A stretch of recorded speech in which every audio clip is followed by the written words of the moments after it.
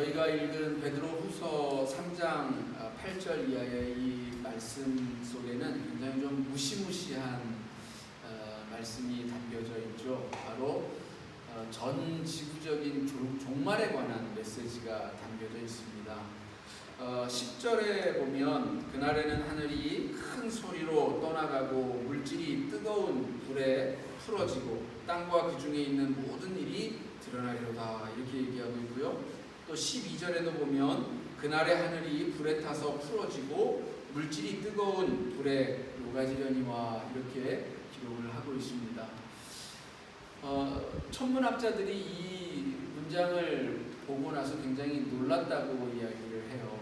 왜냐하면 이것은 이제 별이 이렇게 그 죽음에 이르는 그 과정을 묘사한 것과 유사한데, 그 2000년 전에 이런 오늘날과 같은 이런 천문학이 고도로 이렇게 발달되어지지도 않았던 그때에 별이 그 죽어가는 모습, 이 모습을 어쩜 이렇게 정확하게 묘사를 할 수 있었을까라고 하는 그런 생각을 갖게 한답니다. 별은 그래요. 우리가 살아가고 있는 이 지구도 수명이 있죠. 탄생부터 죽음에 이르기까지 한 사이클이 있습니다. 우주에 먼지들이 돌아다니다가 뭉쳐져서 이제 그 별이 되어져 가는 과정, 그리고 그 별이 수명을 다해서 이제 녹아지고 붕괴되어져서 핵 분열을 일으키고 이제 사라지는 과정, 이 모든 것들을 지금 베드로는 이렇게 기록을 하고 있는데, 정말 지금 보기에도 놀랍습니다. 여러분, 지구의 수명이 지금 얼마쯤 된 것 같아요? 과학자들이 이야기하기로는 지금까지 그 지구에 그 지구가 얼마나 되었는가 추적을 해보니까 대략 45억 년 정도 됐대요.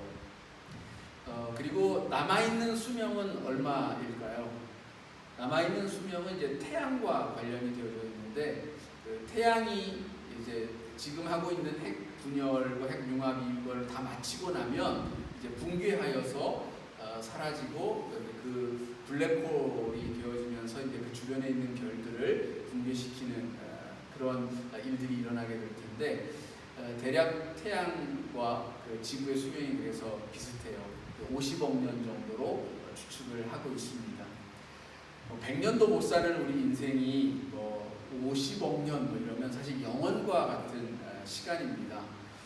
우리 인류, 그러니까 호모 사피엔스가 등장한 게 지금으로부터 대략 700만 년 정도니까요.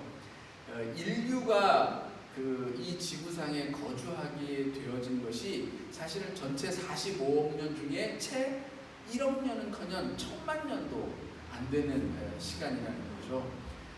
그렇게 보면 우리가 살아가는 이 땅에 남아있는 수명만 따지면 굉장히 좀 아직 아마득한, 까마득한 그런 먼 훗날의 이야기처럼 느껴집니다. 그런데 그 자기 수명을, 별이 자기 수명을 다 하고 죽음에 이르기 전에 지금 이 베드로가 말하고 있는 것처럼 지구가 사라질 수 있는 가능성은 있습니다. 두 가지 가능성을 과학자들이 이야기하는데요. 하나는 핵폭탄이고 다른 하나는 소행성과의 충돌입니다. 그러니까 이 두 가지 것이 발생을 하게 되어지면 지금 여기 말하는 것처럼 불덩이가 되어져서 풀어지고 붕괴하는 일이 생길 거라는 얘기죠. 사실 이런 위험성을 우리는 가지고 살아가고 있습니다. 지금도 많은 강대국들에서 뿐만 아니라 이제는 어느 정도 조금 경제력이 조금 받쳐지게 되어지면 너도나도 핵무기를 만드는데 혈안이 되어져 있습니다. 그것이 자기를 지켜주는 어떤 것이라고 최대의 방어 무기라고 생각하여서 그렇게 만들어내고 있는데, 그것이 우리를 스스로를 멸망케 하는 일이 되어지지는 않을까 심히 우려가 되어지는 게 사실이죠. 이처럼 굉장히 무시무시한 이야기를 전하고 있는데, 제가 제가 주중에 책 한 권을 읽었어요. 그 김영하 작가의 작별 인사라고 하는 책이에요. 제가 이제 여러분들하고 작별 나누어야 하기 때문에 그 제 눈에 그 책 제목이 그게 이제 눈에 띄었는지도 모르겠습니다. 그래서 내용을 봤더니 뭐 달달한 어떤 로맨스가 있는 멜랑콜리한 그런 사랑 이야기가 아니라 그 인류의 마지막 시기를 다루고 있는 미래의 그 SF 소설이더라고요. 근데 거기에서 되게 이렇게 좀 아주 재미있는 또 제 마음에 이렇게 와 닿는 장면들이 이렇게 몇 가지가 있었는데, 이 미래 사회에서 그 AI가 고도로 발달을 하고 또 그 로봇, 그 AI를 기반으로 한 로봇들이 이제 이 세상에서 아주 흔하게 되어진 그런 세상을 살아가는 이 인류에게 있어서 인류가 근데 그 멸망하게 되어지고 인류가 궁극적으로 사라지게 되어지는데 너무나도 어이없게 뭐 핵 전쟁이라든지 혹은 소행성의 충돌 이런 것이 아니라요, 인류가 더 이상 고통하기를 싫어하기 때문에, 그러니까 이제 아이를 낳고 그 아이를 기르는 과정에서 힘들고 어려운 것들을 회피하고 싶고, 그리고 또 애완동물들도 이렇게 그 개를 데리고 산책을 시키고 그다음에 그 배변들을 치우고 하는 이런 것들이 귀찮은 일이, 그것만 없으면 참 괜찮겠다 싶은 인류가 그와 같은 것들을 이제 로봇으로, 근데 정말 똑같은, 그러니까 뭐 사람이면 아주 사람과 아주 거의 뭐 99% 같은 비슷한 휴머노이드를 만들고 애완동물들도 그런 로봇들을 만드는 세상이 된 거예요. 그러다 보니까 이제 사람은 고통을 회피합니다. 이제 귀찮은 것도 하기 싫어해요. 모든 것들은 이제 로봇에게 맡기게 되어지는 거죠. 그래서 인류가 사라지는 거예요. 점점 이제 자기의 자녀도, 그 자녀는 프로그래밍 되어진 휴머노이드인 거죠. 자기가 인간이라고 믿고 있는.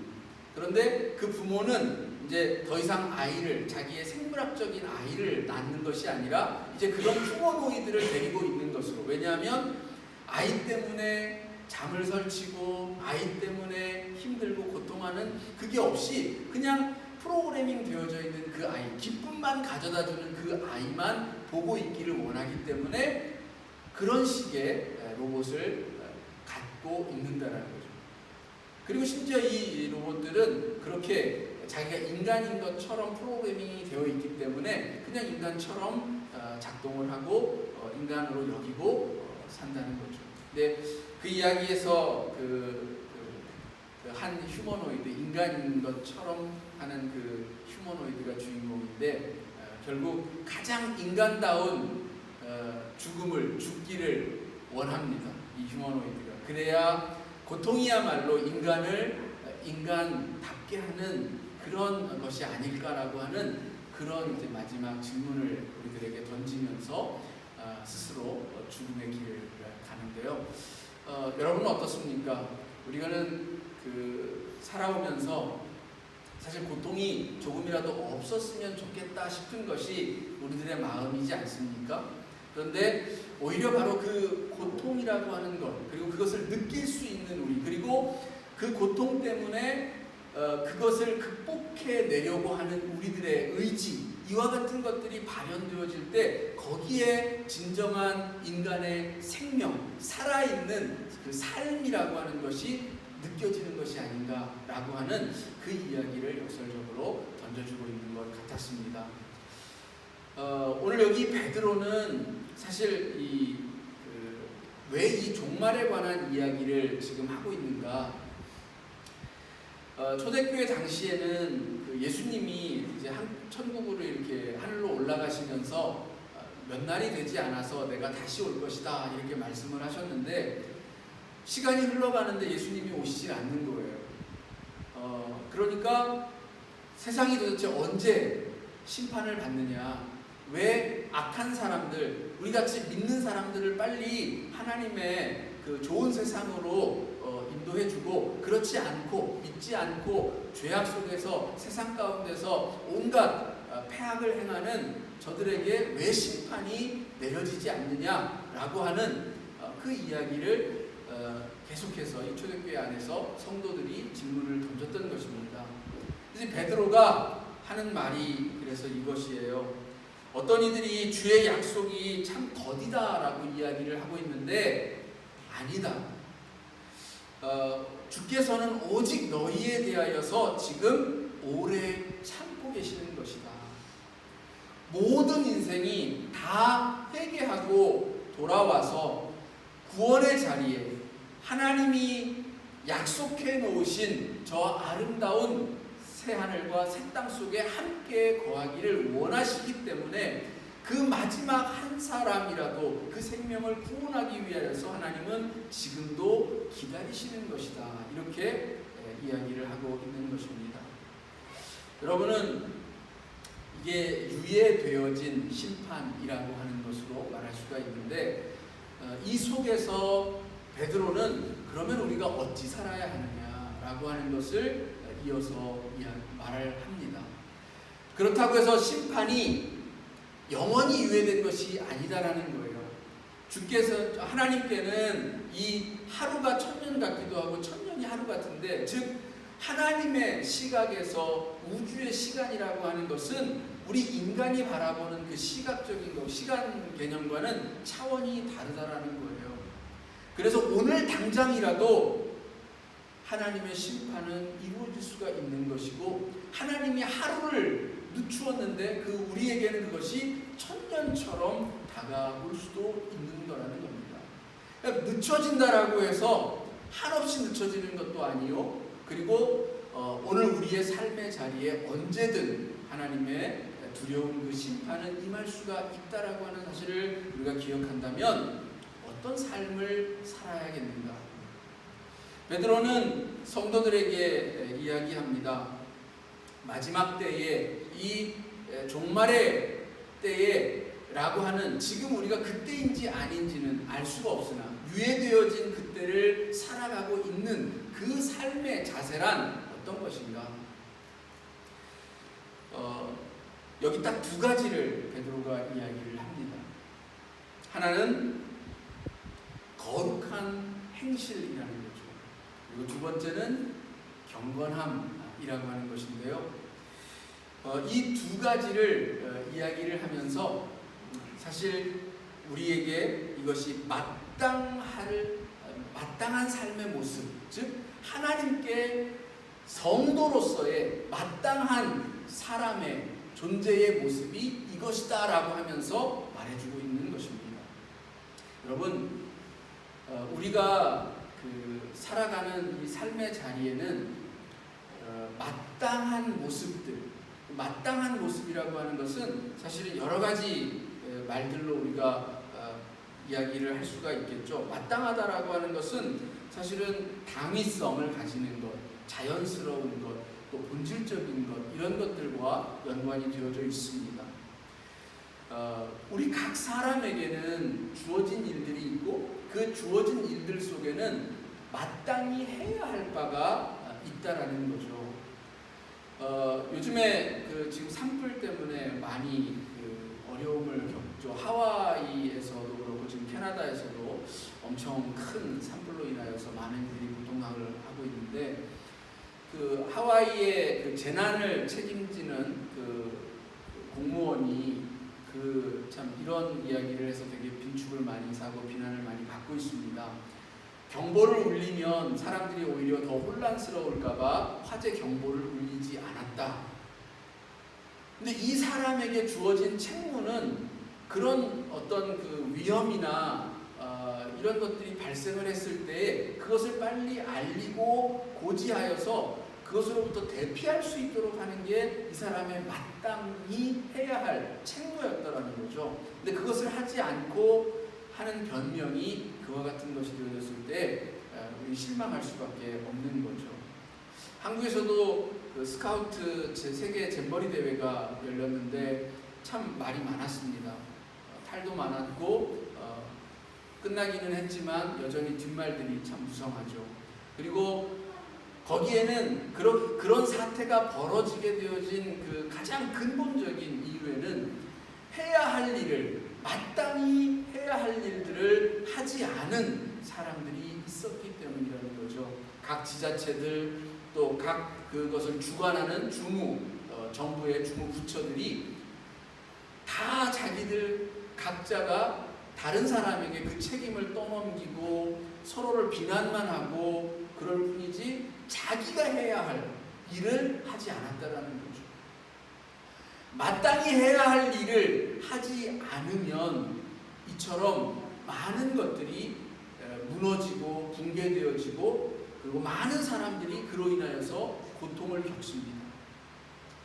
시스템이 망가지는 것, 지구의 이 시스템이 망가지고 우리의 삶의 자리에 우리 스스로가 자초한 그런 고통이 찾아오게 되어지는 그 근본적인 원인들을 들어가 보면 결국 거기에는 우리가 마땅히 해야 할 바를 하지 못한 그런 것들이 있다라는 것입니다. 그러면 우리들에게 묻죠. 그러면 성도는, 하나님을 믿는 하나님의 사람들은 성도에게는 당연히 성도로서 마땅히 지켜야 할 삶의 모습이 있다라는 것입니다. 그 삶의 모습이 무엇인가? 첫 번째로 베드로는 거룩한 행실을 지켜야 한다라고 말을 합니다. 이 거룩한 행실이라고 하는 것은 저희 3절에 보면 3장 3절에 보면 이 세속적인 세상의 행실과 대비되는 개념으로 쓰인 말인데요. 3절에서 이야기하고 있는 이 세속적인 행실이라고 하는 것은 어떤 것인가? 3절에 보면 이렇게 이야기하고 있죠. 자기의 정욕을 따라 행하며 조롱하는 삶. 그러니까 세속적인 그런 행실이라고 하는 것은 자기의 정욕을 따라 행하는 행동이라는 거예요. 요즘 한국도 그렇고 전 세계적으로 상당히 심각한 문제들이 많이 발생을 합니다. 그 중에 하나가 바로 묻지마 범죄입니다.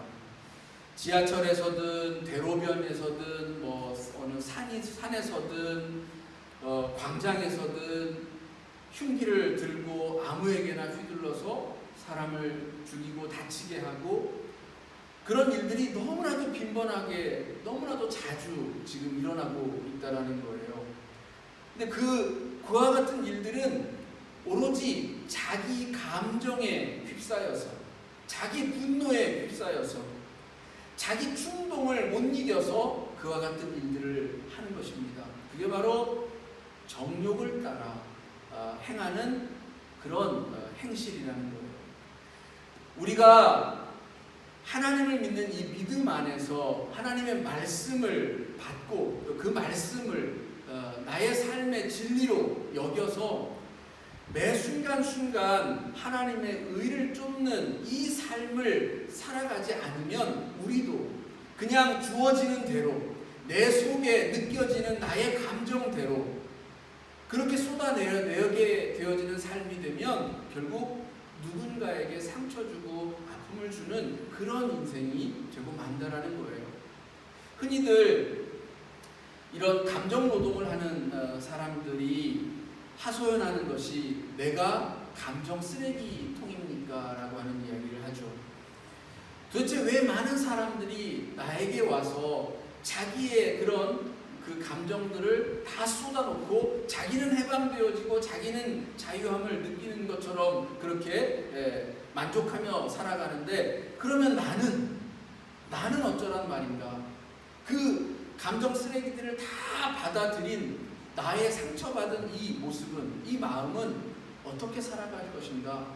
라고 하는 그런 고민들을 상담하는 많은 이들이 있습니다. 오늘 우리가 그렇게 함부로 나에게 있는 충동, 정욕, 욕망, 감정들을 그냥 마구 쏟아내어져 버리면 누군가는 그것을 받아들이고 홀로 아파하고 홀로 그 상처로 인하여서 몸부림치고 굉장한 고통의 시간을 보내게 되어진다는 것을 여러분 꼭 기억하시기 바랍니다. 거룩한 행실이라고 하는 것은 그래서 하나님 앞에서 이 세상과 구별되어진 삶의 모습을 말하는데요. 그것은 바로 나와 더불어 살아가는 이웃들을 생각하는 마음입니다. 내가 살아가는 나라고 하는 이 존재도 소중하고 귀하지만 마찬가지로 내가 귀한 만큼 내가 바라보고 있는 당신도 귀하다라고 하는 그 마음을 품고 살아가는 거예요. 이게 거룩한 행실로 나아가는 첫 걸음이라는 것입니다. 그런데 예수님 당시에 이 거룩한 행실이라고 하면서 바리새인들이나 서기관들이나 율법사들이 보였던 것들이 있습니다. 성경에서 말하는 거룩한 행실은 세 가지로 나타납니다. 하나는 기도하는 것, 하나는 금식하는 것, 또 다른 하나는 구제하는 것입니다. 기도하고 금식하고 구제하는 것, 이 거룩한 행실이죠. 당연하죠. 이것을 아니다라고 말할 수 있는 사람은 단 한 명도 없을 것입니다. 이것은 굉장히 귀중하고 소중한 일이고 하나님을 믿는 우리들이 행해야 할 일들입니다. 그런데 예수님은 저 바리새인들과 율법사들과 서기관들, 제사장들을 향하여서 이 모든 것들을 다 부정하십니다. 왜? 기도하지 말아라. 왜 기도하지 말라라고 합니까? 저들은 광장에 서서 기도하기 때문입니다. 사람들 앞에서 보이기 위한 기도를 하기 때문에 그런 기도하지 말라라는 거예요. 골방에 가서 기도하라는 거예요. 금식하지 말아라. 왜? 저들은 사람들 앞에 내가 금식하고 있어. 내가 지금 이만큼 힘들게 금식하면서 하나님을 믿는 믿음을 이렇게 보이고 있어라고 하는 것을 그렇게 나타내고 보이려 한다라는 거예요. 그런 금식 하지 말라라는 거예요. 금식할 때는 오히려 얼굴에 기름을 칠하고 금식하는지 모르게 그렇게 금식하라고 주님은 말씀합니다.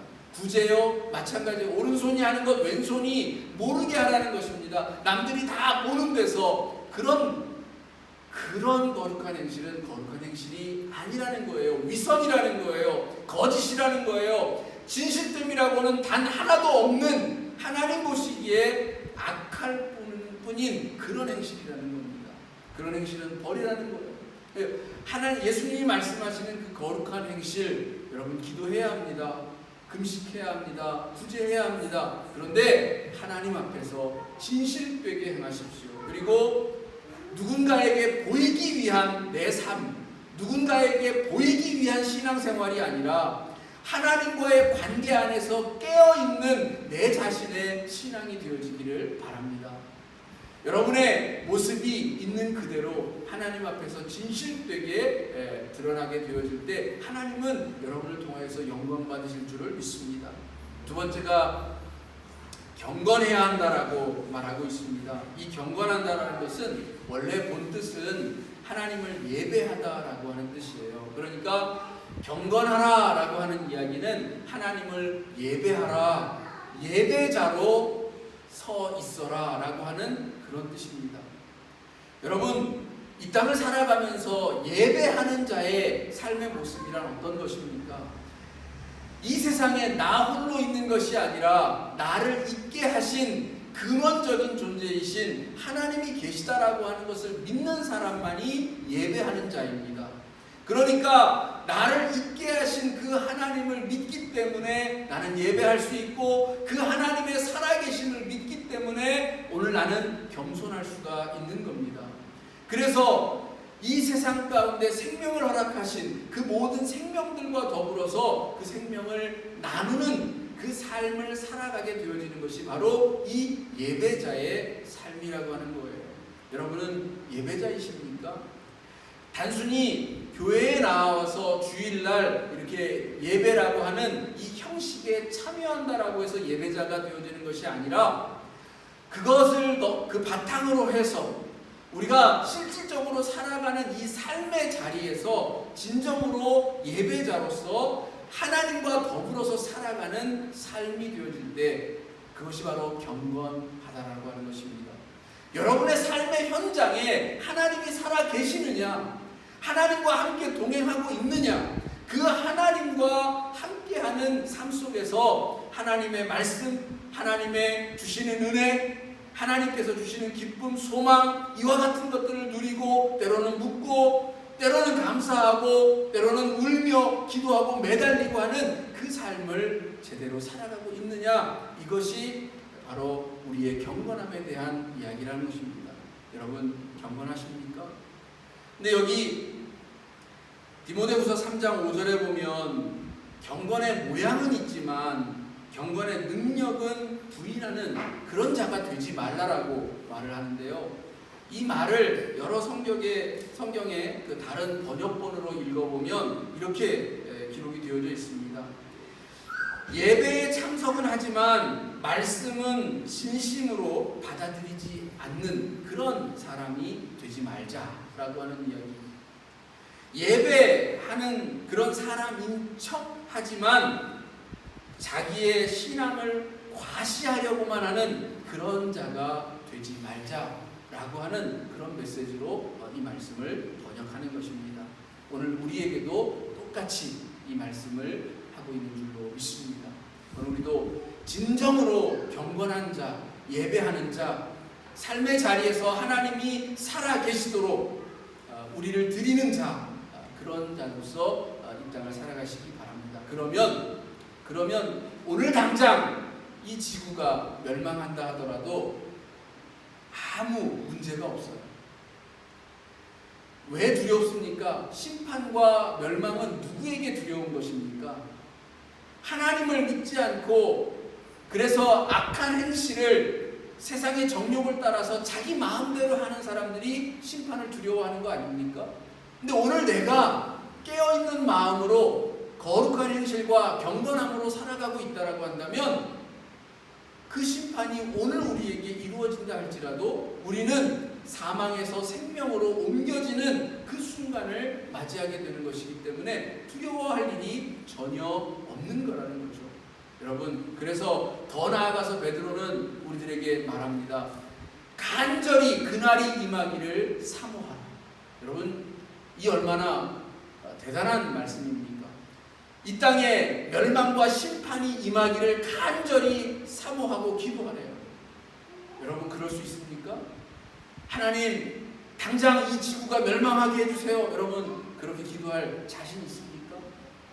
그 정도로 그만큼 오늘 우리 현재의 이 삶을 깨어있는 마음으로 거룩한 행실과 경건함으로 살아내는 이가 있다면 그것은 그 자체로 이미 생명의 삶을 살아가고 있는 그것이 되어진다는 것을 좀 더 역설적으로 굉장히 강하게 자신 있게 이야기하고 있는 것이 아닌가 생각이 되어집니다. 여러분도 그와 같은 삶의 모습으로 또 하루를 또 한 주간을 살아내시기를 주님의 이름으로 축원을 합니다. 기도하겠습니다.